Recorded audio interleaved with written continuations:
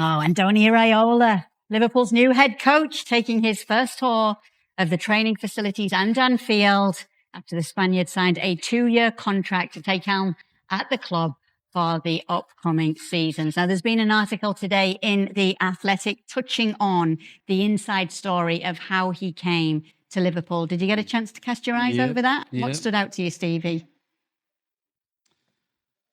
To be honest, the thing that stood out was the fact that Arne Slot was shocked he got sacked, to be honest with you. Not to take it away from Iraola, but that was the biggest thing. Because he thought Champions League qualification had been enough to keep his role. Well, he did, but unfortunately for him, particularly the fans, expect their team to play in a certain way.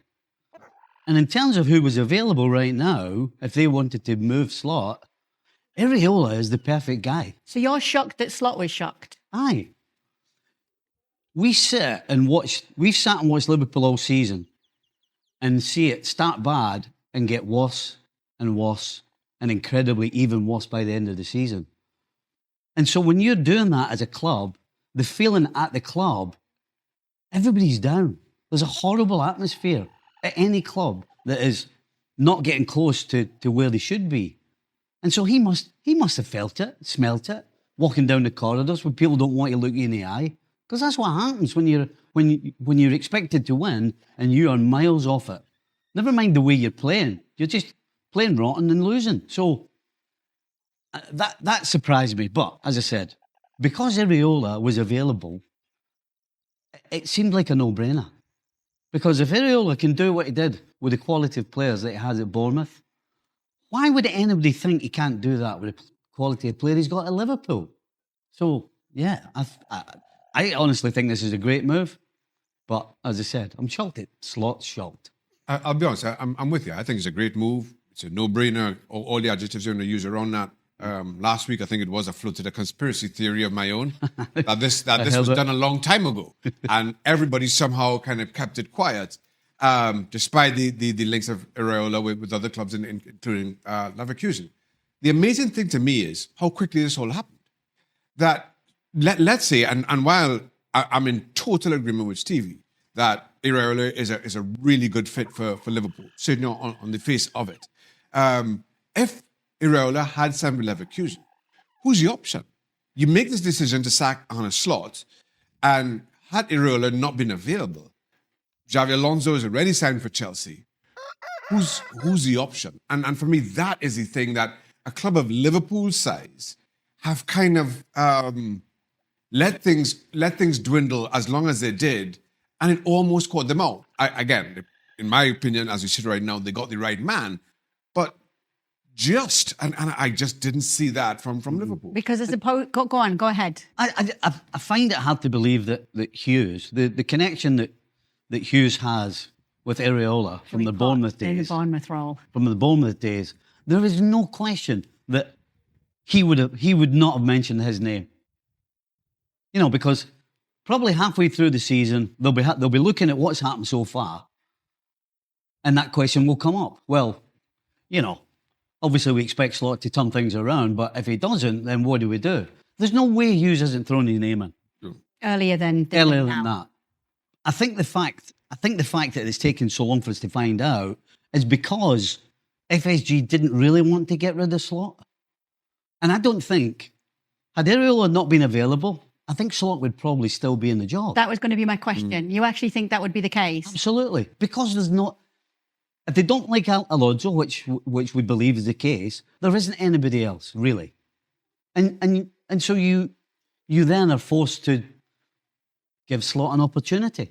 You're forced just because there's no real successor. You're forced to stick with someone you've lost faith in, and a significant portion of the players also lost faith in. That's. But you can't get rid of him and bring somebody in that you're not convinced is going to do a good job.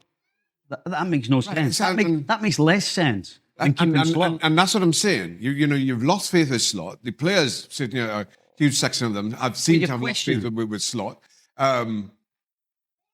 It worked out by fluke as opposed to design, that Iraola was still available.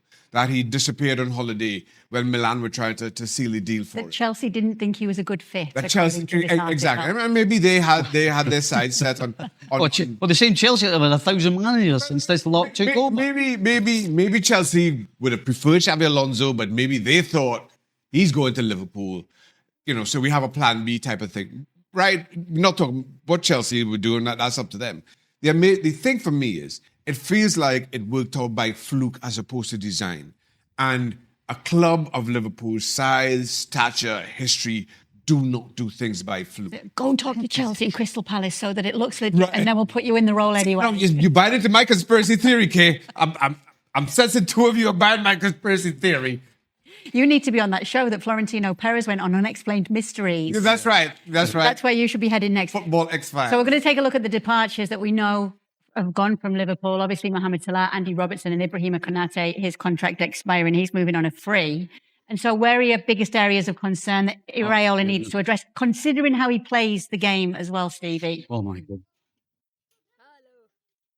I think there's no question Liverpool need all of those that I've suggested here. So you've suggested 2 centre-backs. Well, you need 2 centre-backs. If we're going to start saying that Van Dijk's getting on a bit, then you need to be able to give him a break then.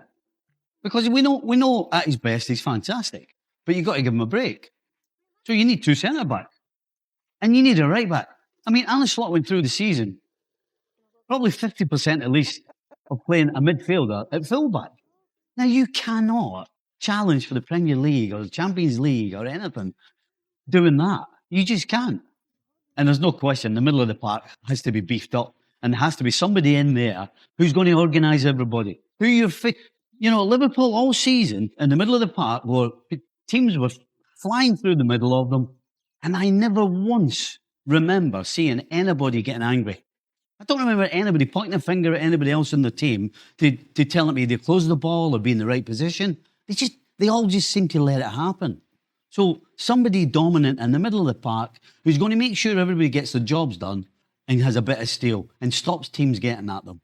And then obviously, when you look at what Liverpool have on their books right now up front, my goodness, you talk about needing attacking wingers, because I'm not quite sure whether Cody Gakpo is going to be A, going to be staying for long, and B, should he actually be starting for Liverpool, considering the season he had last year as well. So Liverpool need a lot of money. They need a lot of money, yeah. They need everybody, apparently. But the fact is that's what they need.